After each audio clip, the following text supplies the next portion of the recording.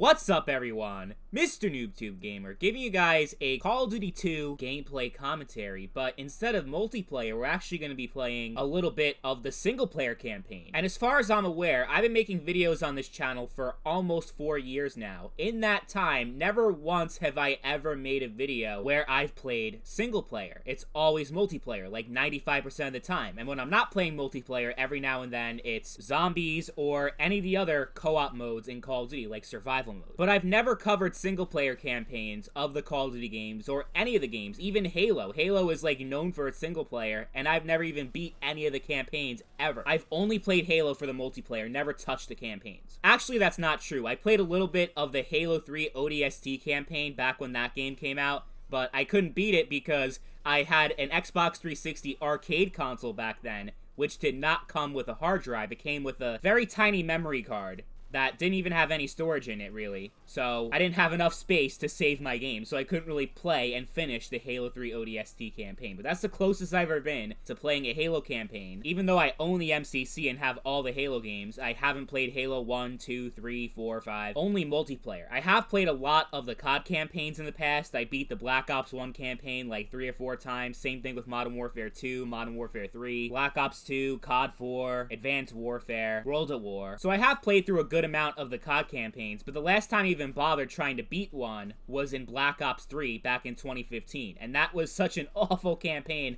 I think it left such a bad taste in my mouth. I didn't want to play any other campaigns that came out after it. I heard great things about the single player for Modern Warfare and Black Ops Cold War, but I still have yet to play a single minute of it. And then with Battlefield, which is the other game series that I cover pretty often on my channel, I've only played Battlefield 3's campaign, like a little bit of it, and I got bored. Then I played Battlefield 4's campaign, not because I wanted to, but because I was waiting for my PS4 to install the full game, so I was playing the campaign in the meantime, and by the time the multiplayer was installed, I never bothered going back to the single player. I think I played a little bit of hardline single player as well, and just found that to also be incredibly boring. And that's really how I felt about FPS campaigns in general in recent years. Like, I just don't find any appeal to them anymore. I liked them when I was younger, and I played every single one that I could, but now I just couldn't care less. I'm pretty much only in it for the multiplayer when it comes to a first-person shooter, or in the case of Call of Duty, there's also zombies, but never once have I bought a first-person shooter and be like, wow, the single-player campaign looks really good, so I'm gonna buy it. No, it's always been about the online multiplayer. To the point where if I find out that a game is single player only and has no multiplayer, then I am very unlikely to buy it. Bulletstorm was a good example of this back in the day in like 2011, 2012, whenever it came out. I was interested in it. I thought the gameplay looked cool. And then when I saw there was no multiplayer, I'm like, pass, moving on. Like, I really have a thing where I will refuse to buy and play an FPS game without multiplayer.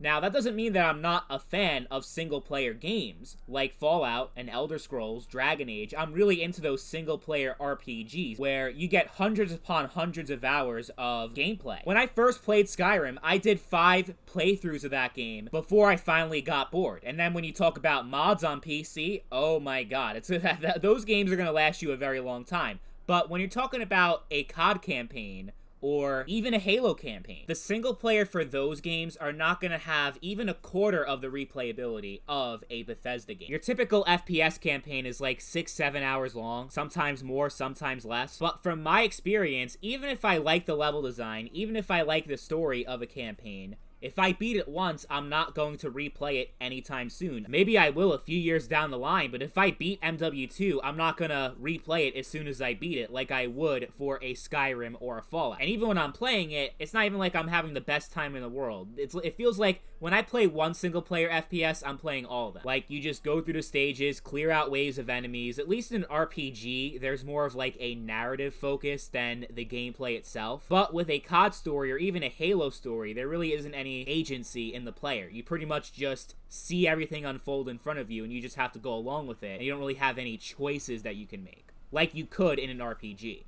So not a whole lot of replayability for these single player campaigns, and I don't even find them a tenth as interesting as actually playing online against real players. You can get challenged by a single player campaign if you like crank it up to the highest difficulty, but I just find that to be so artificial, like compared to multiplayer, because in a single player. Like, if you're playing Call of Duty on Veteran, the only difference is that now the enemies are fucking bullet sponges and take a ridiculous amount of damage, but you can't take any damage, or else you'll die. And then grenade spam. Oh my god, the grenade spam in the COD campaigns on Veteran, it's ridiculous. Like, I guess it's a challenge, but it's also not a fun challenge. Just because it's a challenge doesn't mean it's actually fun to beat it, you know? And that's really how I feel with most of these campaigns. I just find it so much more exciting and more engaging to have a gunfight against a real player online, knowing that I'm going up against a real person instead of just an AI. Not only is the gameplay more enjoyable online, but it's also, of course, it has more replayability because you're not playing through the same shit over and over and over again. Every online match feels somewhat different than the last, as opposed to a campaign where if you're playing through the same mission that you did before, it's gonna go pretty much the same way, because the level design is pretty linear in most of these games. I think FPS campaigns have definitely lost a lot of importance over the years, mostly due to the rise of online multiplayer. I know a lot of people feel the same way as I do, even if you might not necessarily agree with my take. If you love single-player campaigns and think I'm totally wrong,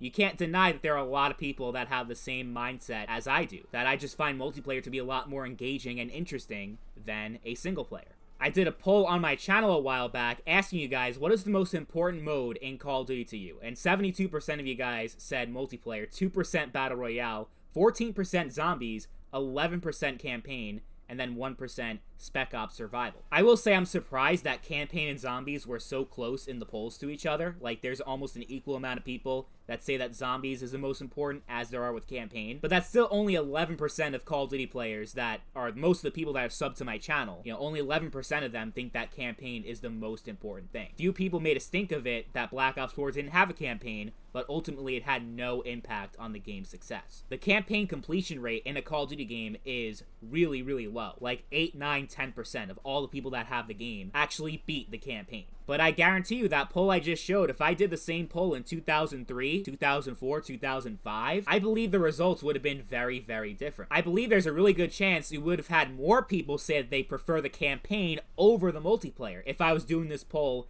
15 years ago. Single player used to be the primary focus of most AAA games back in the early to mid 2000s, since not everyone would be able to play a game online and even have access to the multiplayer portion. So it's a different world that we live in today. We're all interconnected and always online, it feels, and that's definitely reflecting in our video game habits. If you look at the most played games in the world right now, an overwhelming majority of them are online focused. Your Fortnites, your CSGOs, Apex, Call of Duty, even games that are renowned for their single-player campaign, and that's like the main focus of the game, like Doom Eternal, for example. Those games have high player numbers when they first come out, but over time, they drop fast because a single-player campaign doesn't have a whole lot of replayability. Even a great one like Doom, where people actually like the single player more than the multiplayer, which is a rare thing for an FPS. You know, but in general, these publishers are following the money. They make a lot more money monetizing an online live service than they would a standard single player. Best example of that is GTA 5, where they're milking the fuck out of the game, mostly because the online is so popular, that we still haven't had GTA 6. If it weren't for the popularity of GTA Online, you know we would have had fucking GTA 7 by now, you know? So because there's more demand by the consumer for an online multiplayer experience and more of a profit for the game publishers, it definitely feels like single-player campaigns don't really matter anymore. And that's especially true in the FPS genre, where there's even more of an emphasis on online competitive gameplay, just by the nature of how FPS games are. There's more of a potential to have an online competitive FPS than there is a competitive 3D platformer, for example. And that's definitely how I feel. If I'm playing a first-person shooter, I have more of a desire to play that kind of game online than pretty much every other genre that you can think of. I don't know if you guys can relate to that or know what I mean by that, but it's just something about FPS games where an online PvP scenario is very enticing to me. It feels like the FPS genre was made for online play. So I could say personally, campaigns don't really do anything for me. They don't really excite me or persuade me to buy a game. The whole thing with Battlefield 2042 having no campaign doesn't bother me at all. I'm still skeptical as to whether or not I want to buy it, though, because it doesn't seem like it's in a good place, like that's going to be ready for launch. What I can tell you is that Battlefield 2042 having no campaign has zero effect on my decision as to whether or not to buy the game. I don't know, this might sound wrong, but I feel like a multiplayer-only FPS game doesn't feel incomplete. Only when they rush the game and release it unfinished on purpose and make it like a whole live service, that's the only time it doesn't feel like a finished game. So I guess that's most modern multiplayer games, to be fair. But just the lack of campaign, it doesn't feel like less of a game than if it had campaign and multiplayer, because campaign just means absolutely nothing to me. But then if you take an FPS with only campaign and no multiplayer, then that feels like wasted potential, which I think Doom Eternal is. I still haven't bought or played Doom Eternal yet due to the lack of multiplayer, because I really enjoyed Doom 2016's multiplayer, which I know not everyone did, but I did. So them just taking it away feels like less of a game than the one that came before. And I had the same issue with The Last of Us Part 2, which I know is not an FPS, but it's still a game that had no multiplayer. Even though the first game had a story and a multiplayer, the second one was single player only. So that's pretty much the only reason why I never bought it. I know, like, there was a lot of controversy with the story. I didn't care about any of that. All I cared about was, is there multiplayer? The answer was no, so I'm like, no, I'm never going to buy this game. That's just how I am, you know, because it feels like a cheaper experience. Even though you're paying the same amount of money, it feels like an inferior experience. It feels like a downgrade from the last game. That's how I feel about The Last of Us, and that's also how I feel about Doom. To me, it's all the same. Anti-consumer, money-grubbing bullshit. Selling you less of a game for the same price. Like, don't get me wrong, I will be the first one to say that, at least with The Last of Us, and even Doom to some extent, single player is much more important than multiplayer. Like, the multiplayer is just on the side. It's not the main focus of the game. That's fair enough, though, but with The Last of Us Part 1, even though I think it's one of the greatest single players I've ever played, I still put way more time into multiplayer, and that's where I got most of my value from the game, is playing online. So when you take that away and just expect me to deal with it, no, I'm not going to. I'm gonna boycott your shit. I just made a video, last week, talking about how I'm boycotting the Crysis trilogy for not including multiplayer. That's a separate issue, because you're preserving a game, but you're not preserving the entire game. The whole purpose of a remaster is to keep the game alive, but you're killing half the game for no reason. So I won't be buying Crysis either. But I guess that's me kind of going off on a tangent, kind of going off topic a little bit. That's okay. I think regardless of how I feel personally about FPS campaigns, it can't be argued that multiplayer is definitely more of an emphasis these days. And that's especially true when we're talking about military shooters in particular. I can't remember the last time I've heard of a big release of a AAA military shooter that was single player only.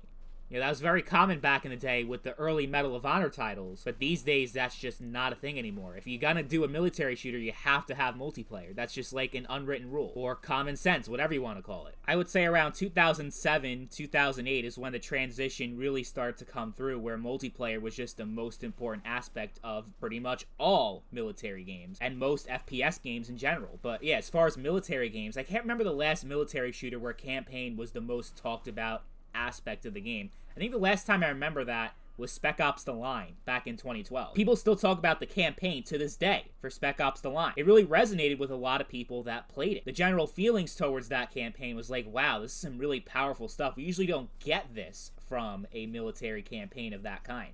You know, talking about war crimes and stuff that games like COD try to skirt around. Spec Ops The Line was pretty bold in its narrative. But Spec Ops The Line is definitely the last military shooter I remember where the single-player campaign actually mattered that much and no one really cared about multiplayer. Spec Ops The Line multiplayer didn't really do anything for anybody. But again, that was 9 years ago, and Spec Ops The Line itself wasn't a very successful game. There's a reason why we haven't gotten a new Spec Ops game since then. And besides Doom, I can't think of too many really successful games where campaign is more important than multiplayer. Like, there are plenty of games out there from pretty much every genre that are single player only or multiplayer only, but as far as the games that have both, usually multiplayer is the bigger focus. And that has been perpetuated by the rise in online gaming. As online gaming became more prevalent and the technology got better and better and more accessible to more people, the entire industry shifted in that direction. That became especially apparent when microtransactions and DLC got involved, because at that point they were just making so much money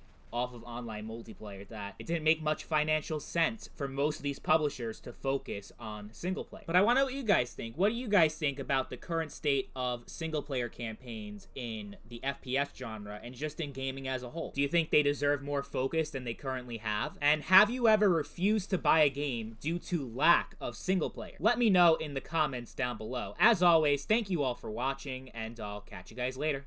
Peace.